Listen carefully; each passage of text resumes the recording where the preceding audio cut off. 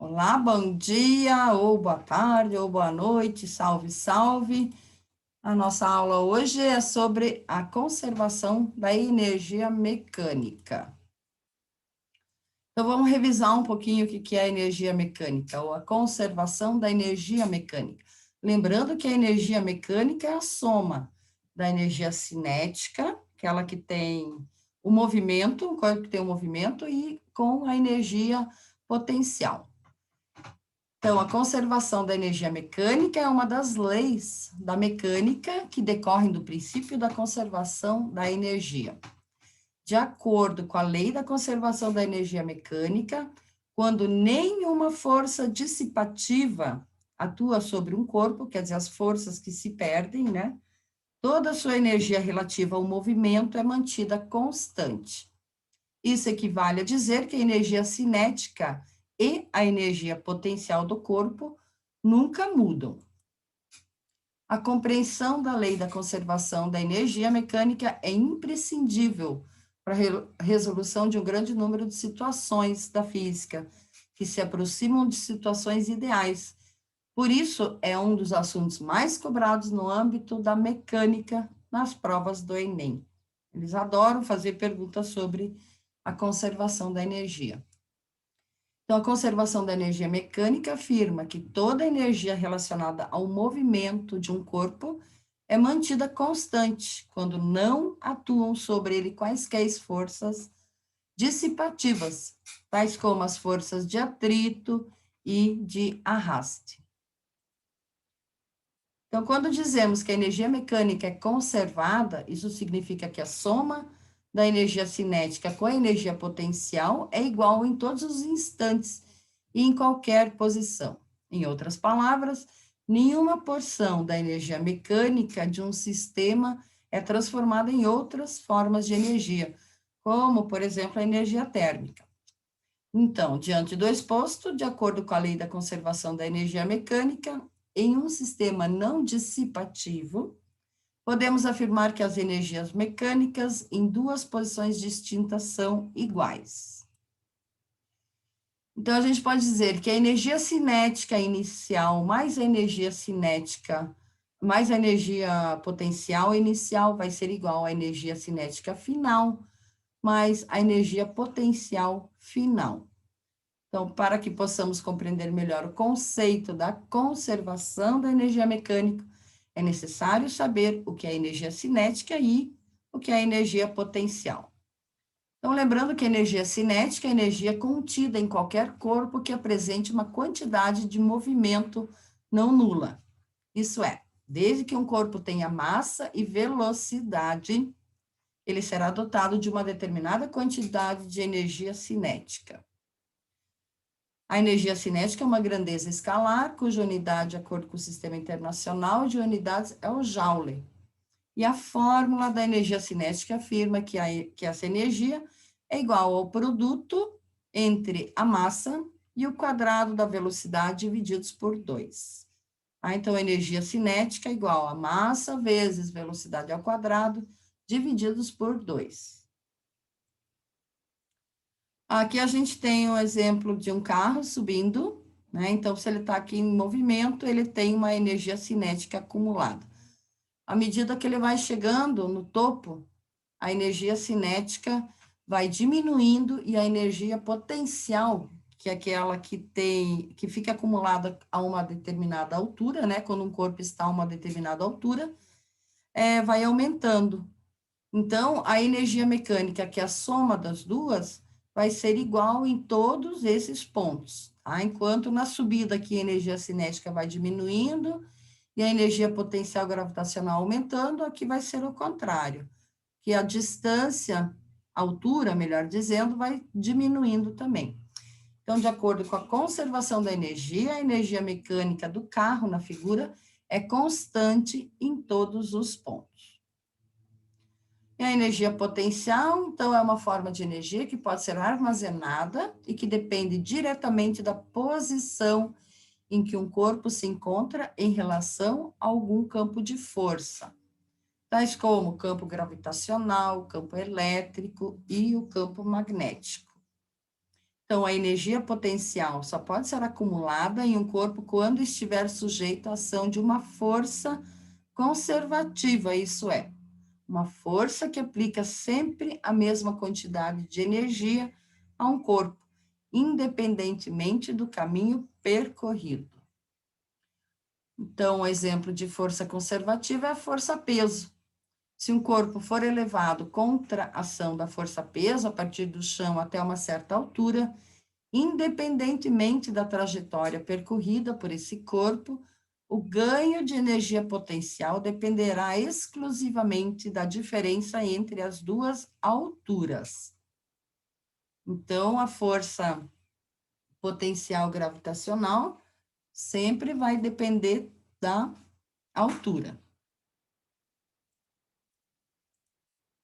Então, ela depende da massa do corpo, da gravidade e da altura. Então, a fórmula da energia potencial é massa vezes gravidade vezes altura. Altura dada em metros. A energia potencial elástica é aquela relacionada à deformação de algum objeto, como um elástico. Para calculá-la, leva-se em conta o quanto o objeto foi deformado, que é o x, né? A deformação, bem como a constante elástica desse objeto K, medida em Newton por metro. Então, essa constante vai depender ou da mola ou do elástico, porque cada mola ou cada elástico é feito de um material diferente, né, com medidas diferentes. Então, se um objeto tem uma constante elástica de 800 newton por metro, isso indica, para ser deformada em 1 metro, esse objeto sofre ação de uma força de 800 newton. E a fórmula usada, então, para cálculo da energia potencial elástica é constante que multiplica a deformação ao quadrado sobre 2. A energia mecânica, como vocês já sabem, né, é a soma da energia cinética mais a energia potencial. Em outras palavras, é toda a energia que é relacionada ao movimento de um corpo. E a fórmula da energia mecânica é energia cinética mais a energia potencial. E a fórmula da conservação da energia mecânica é tal que a soma das energias cinética com a energia potencial seja igual para quaisquer pontos de um sistema mecânico em que não atuem as forças dissipativas. Então, a energia cinética inicial mais a energia potencial inicial igual a cinética final mais a potencial final. Então, aqui a gente tem essa igualdade. Então, vamos fazer o exercício 8 da página 322. Em um experimento que valida a conservação da energia mecânica, um objeto de 4 quilos colide horizontalmente com uma mola relaxada de constante elástica 100 newton por metro. Esse choque imprime 1,6 centímetros, quer dizer que é o nosso X é 1,6 centímetros, mas devemos transformar para metros. Então, a gente pode só dividir por 100, né? Qual é a velocidade em metros por segundo desse objeto antes de se chocar com a mola? Então, a energia cinética vai ser igual à energia potencial elástica. Fórmula da energia cinética, massa vezes velocidade ao quadrado sobre 2, igual à fórmula da energia elástica, que é a constante, que multiplica a deformação ao quadrado sobre 2. Então, substituindo os valores, aqui a gente já eliminou 2, né? Então, não precisamos, a gente pode eliminar quando é o mesmo valor. Então, fica massa vezes velocidade ao quadrado, igual a constante, vezes x ao quadrado. A massa é 4, velocidade a gente vai descobrir, igual a 100, que é a constante que o exercício forneceu, que multiplica 1,6 vezes 10 a menos 2, isso aqui é para transformar em metros, ao quadrado. Fazendo a conta, então, 4, que multiplica a velocidade ao quadrado, igual a 100, vezes 2,65, que é 1,6 ao quadrado, vezes 10 a menos 4. 4v ao quadrado igual a 2,56 vezes 10 elevado a menos 2. Aqui é menos 2. Ou seja, fazendo os cálculos, a velocidade vai ser igual a 0,08 metros por segundo. Então, esse é um exercício relativamente fácil, onde só precisamos transformar ali os centímetros para metros. Exercício 9. Um corpo de massa 300 quilos é abandonado a partir do repouso sobre uma rampa no ponto A, que está a 40 metros de altura, e desliza sobre a rampa até o ponto B sem atrito. Então, aqui a altura é 40 metros, o corpo tem 300 quilos, e ele desliza aqui por essa rampa, e não devemos considerar o atrito. Do ponto B até o ponto C, já existe um atrito. Então, ao terminar a rampa AB, ele continua o seu movimento e percorre 40 metros de um trecho plano e horizontal BC, com um coeficiente de atrito dinâmico de 0,25. E, em seguida, percorre uma pista de formato circular de raio R. Então, o corpo desce, desliza por BC e faz esse movimento aqui. Sem atrito. Então, o atrito só está aqui, entre B e C. O maior raio R que a pista pode ter para que o corpo faça todo o trajeto sem perder o contato com ela é de quanto? Então, a gente vai calcular a medida do raio. A velocidade mínima na parte superior do círculo será dada por força centrípeta igual a peso mais a força normal, considerando que a normal é igual a 0. Então, a força centrípeta vai ser igual ao peso. A força centrípeta, massa vezes velocidade ao quadrado sobre R, igual a massa que multiplica a gravidade. Arrumando a equação aqui, cortando as massas, eliminando, né? Se a gente passar dividindo, vai ser massa sobre massa, dá 1, então não precisa colocar. Velocidade ao quadrado igual a raio que multiplica a gravidade.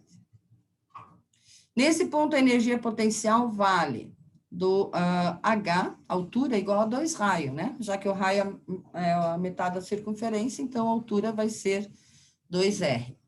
E a energia cinética com a velocidade, velocidade ao quadrado igual ao raio vezes a gravidade.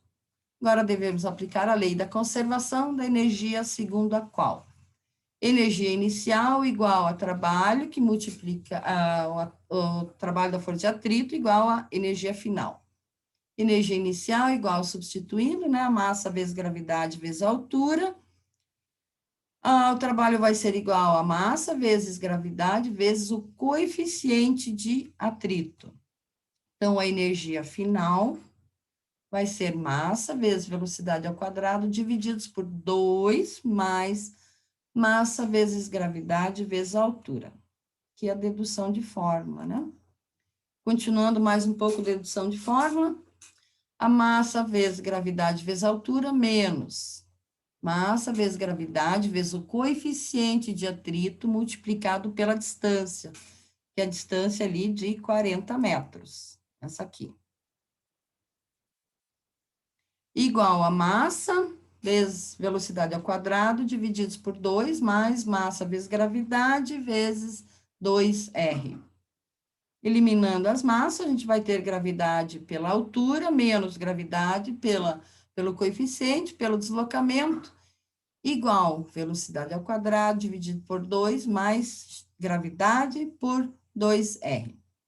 Substituindo os valores, gravidade é 10, a altura é 40, menos gravidade 10, que multiplica o atrito, ou o coeficiente de atrito, né, que é 0,25, que multiplica o deslocamento, que é de 40, igual a velocidade ao quadrado, divididos por 2, mais 20R. 10 por 2, né, dá 20R. Ou seja, 400 menos 100 igual a velocidade ao quadrado, divididos por 2, mais 20R. A única coisa que a gente vai achar aqui é o 300. Então, a velocidade ao quadrado, divididos por 2, mais 20, multiplicado pelo raio, igual a 300. Mas, como a velocidade ao quadrado igual gravidade pelo raio, a gente vai ter velocidade ao quadrado igual a 10R, né, que foi dividido.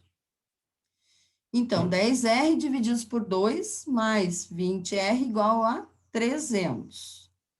Ou seja, 25R igual a 300, passa dividindo, 300 por 25, dá 12 metros. Nossa, aqui eu fiz um erro. Já arrumar. Então, é isso, encerrando o compartilhamento. Encerrando a gravação. Muito obrigada, alunos.